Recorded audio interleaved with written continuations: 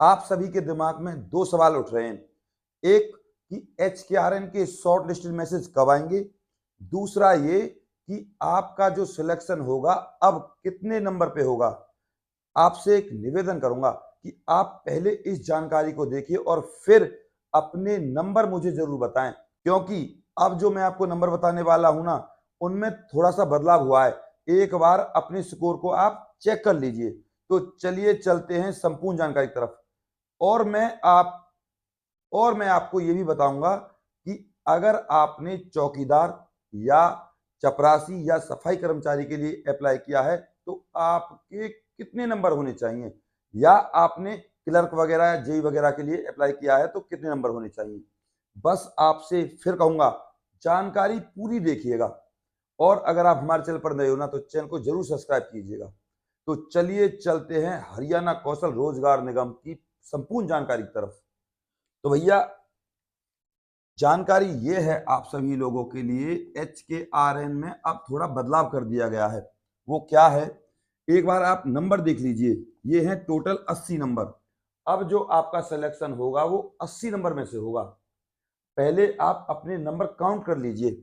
सबसे पहले नंबर एक, फैमिली आईडी। फैमिली आईडी में आपके 40 नंबर। दूसरे नंबर पे आपको बता दूं मैं, एज एज के मिल रहे हैं भैया 10 नंबर। स्किल, अगर आपके पास कोई एक्सपीरियंस वगैरह है गवर्नमेंट जॉब का तो उसके मिल रहे हैं आपको 5 नंबर। और अगर आपके पास हायर एजुकेशन है तो भैया आपको मिलेंगे 5 मार्क्स। और दूसरे नंबर पे अगर आपका CET क्वालिफाई है तो उसके मिलेंगे आपको 10 नंबर। और डिस्ट्रिक्ट के यानी कि होम डिस्ट्रिक्ट के मिलेंगे आपको 10 मार्क्स। ये हो गए टोटल आपके 80। हायर एजुकेशन का मतलब आप समझ लीजिए, अगर आप 12वीं पास है और 12वीं पास कोई HKRN भर्ती निकली है और आपने MA कर रखी है तो इस हिसाब से आपको नंबर मिल जाएंगे हायर एजुकेशन के। तो अब आपको बता दूं, सोशियो इकोनॉमी के 10 मार्क्स और एक्सपीरियंस के 10 मार्क्स हटा दिए गए हैं। अब जो आपका सिलेक्शन होगा वो इस 80 नंबर में से होगा। अब आपको बता देता हूं सबसे बड़ी बात, ये देख लीजिए आप, ये है ग्रुप डी की पोस्ट। और इन ग्रुप डी की पोस्टों में कंपटीशन सबसे ज्यादा है। और इन ग्रुप डी की पोस्टों में आपके जो नंबर होने चाहिए उनको आप देख लीजिए और कमेंट में तुरंत बताइएगा मुझे। भैया, सबसे पहले बता दूं मैं आपको, ग्रुप डी की पोस्ट चौकीदार। इस चौकीदार, दूसरे नंबर पे चपरासी, और तीसरे नंबर पे आपकी सफाई वाला। ये तीनों पोस्ट आपकी ग्रुप डी की हैं। और अब आपको बता देता हूं ग्रुप डी के लिए आपके स्कोर कार्ड में कितना स्कोर होना चाहिए तब आपका सिलेक्शन होगा। तो भैया आपके नंबर होने चाहिए 60 से लेकर 65 तक, तब आपका सिलेक्शन होगा। क्यों? क्योंकि यहां पर सबसे ज्यादा कंपटीशन है। अगर आपके नंबर बन रहे हैं 60 और 65 तो ही आपका नंबर आएगा, वरना नहीं आएगा। आपको साफ साफ बता दूं। और एक बात और बतानी रह गई, वो ये कि जो एज है ना, इसमें भी कई मापदंड हैं। ऐसा नहीं कि आपको 10 नंबर मिल जाएंगे। 36 से 40 एज है आपकी तो आपको मिलेंगे 5, और 36 से पहले है तब मिलेंगे आपको 10 नंबर। अब दूसरे नंबर पे बात करता हूं मैं ग्रुप सी की पोस्ट की। भैया, ग्रुप सी की पोस्ट में कंपटीशन तो है पर इतना नहीं है। देख लीजिए एक बार, सबसे पहले आती है आपकी ड्राइवर और दूसरे नंबर पे आती है आपकी कंडक्टर। इन दोनों पोस्टों के लिए आपका स्कोर कार्ड होना चाहिए 50 से 55, क्योंकि यहां कंपटीशन आपका बहुत कम है। आपका सिलेक्शन इस 55 तो मैंने आपको ज्यादा बता दिया, हालांकि 50 में ही हो जाएगा। ऐसा क्यों?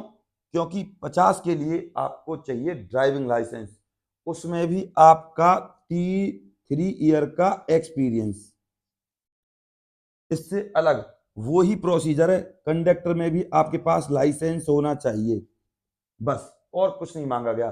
तो ये दोनों चीजें बहुत कम मिलती हैं लोगों के पास, तो यहाँ कंपटीशन बहुत कम है। और सबसे बड़ी बात, यहां जो क्वालिफिकेशन मांगी गई है वो मांगी गई है 12th। तो ड्राइवर और कंडक्टर, कंडक्टर तो मिल जाएंगे लेकिन ड्राइवर 12th पास और जिनके पास कम से कम 3 साल का एक्सपीरियंस है, ये बहुत कम मिलते हैं। यानी कि पढ़े लिखे लोग जिनको रोड रूल्स या सड़क की सारी जानकारी हो या बस की खोलने बनाने की सारी जानकारी हो, ये बहुत कम लोग मिलते हैं, वो भी पढ़े लिखे। अब 50 से 55, हालांकि 50 है तब भी आपका सिलेक्शन हो जाएगा। अब तीसरे नंबर पे बात करते हैं टीजीटी, पीजीटी और आपका पीआरटी। यहां कंपटीशन है पर इतना कंपटीशन नहीं है जो सिलेक्शन ना हो। और अब से कुछ दिन पहले टीजीटी और पीजीटी के लिए जो एचकेआरएन के मैसेज आए थे ना, मैं आपको बता दूं वो कितने पे आए थे। वो भैया 45 पे सिलेक्शन हो गया था।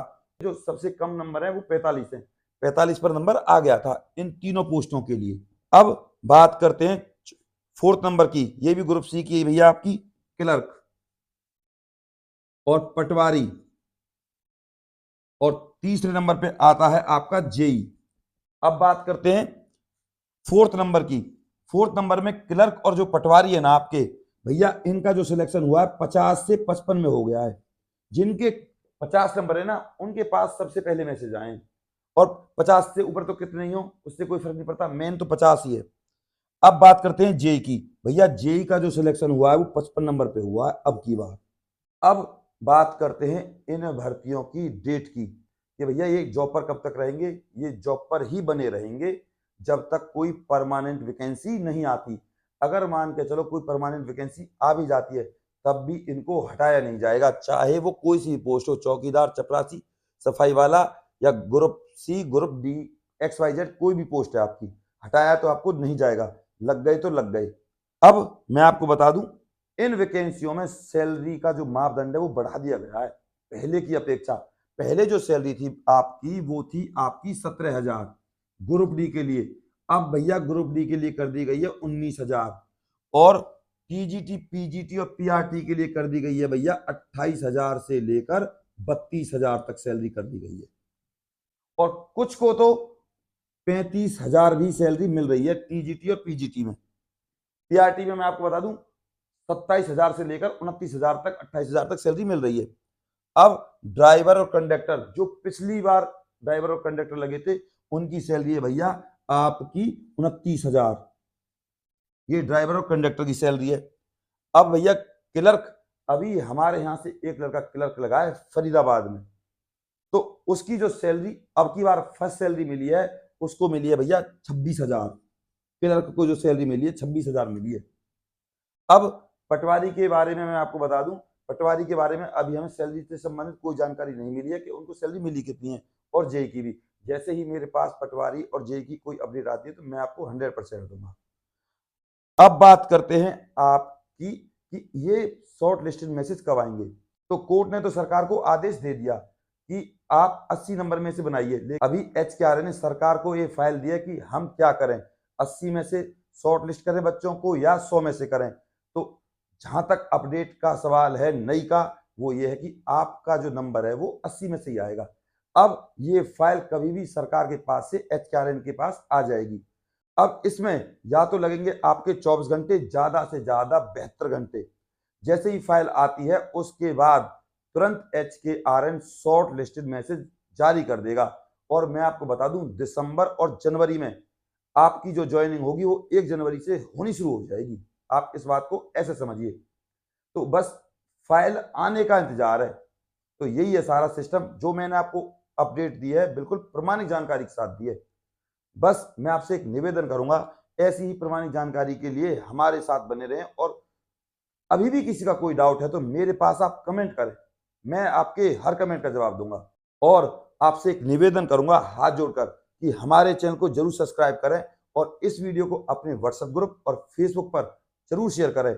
बस आप चैनल को सब्सक्राइब कर लीजिए और वीडियो को कर दीजिए एक लाइक। मैं आपका गौरव शर्मा सदैव आपके साथ हूं। नमस्कार।